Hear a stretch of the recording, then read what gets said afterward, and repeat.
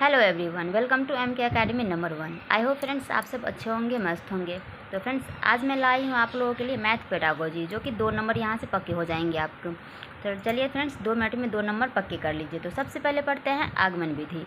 आगमन विधि क्या होता है? यह एक वैज्ञानिक विधि होता है, और वैज्ञानिक विधि होता है इसीलिए खोज करने पर बल दिया जाता है यहाँ पे, और स्वयं से करके सीखने पर बल दिया जाता है। बच्चा वैज्ञानिक रूप से सीखते हैं तो क्या करते हैं, वो खोज करते हैं और स्वयं पर बल देते हैं, स्वयं से करने पर। और ये आगमन विधि से जो अधिगम होता है वो क्या होता है? अस्थायी होता है, व्यवहारिक और जीवन में लाभप्रद विधि होता है। यानी आगमन विधि से जो भी बच्चा सीखता है वो क्या करता है, वो अपने जीवन में उसका उपयोग करते हैं, वो लाभप्रद होता है। इस विधि में बालक सदैव जिज्ञासु होता है, क्योंकि आगमन विधि में जो होता है पहले उदाहरण दिया जाता है, उसके बाद नियम की ओर जाते हैं। तो इसलिए क्या होता है, बच्चा इसमें हमेशा जिज्ञासु होते हैं। और ये विधि जो है वो छोटे छोटे कक्षाओं के लिए उपयोगी होते हैं। किस में होते हैं? तो फ्रेंड्स छोटे बच्चों की कक्षाओं में उपयोगी होते हैं, क्योंकि यहाँ पर पहले उदाहरण देकर समझाया जाता है। और नियमन विधि जो होता है वहाँ पे क्या होता है, वहाँ पे होता है पहले नियम दिया जाता है, उसके बाद उदाहरण दिया जाता है। लेकिन यहाँ पे आगमन में पहले उदाहरण होता है, उसके बाद नियम दिया जाता है। अब फ्रेंड्स पढ़ते हैं निगमन विधि।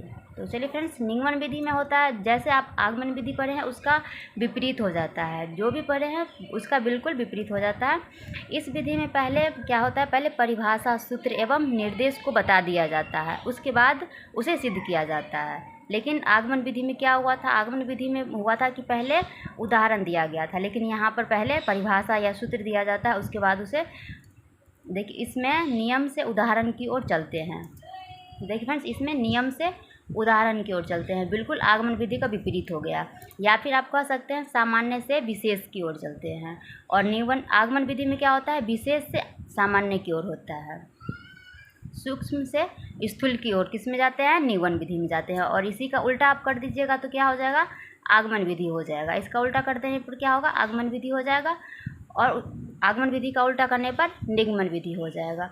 यह विधि जो है गणित शिक्षण कार्य में अत्यंत सरल बना देती है। ये क्या करती है, गणित का जो शिक्षण कार्य होता है उसे अत्यंत सरल बना देती है।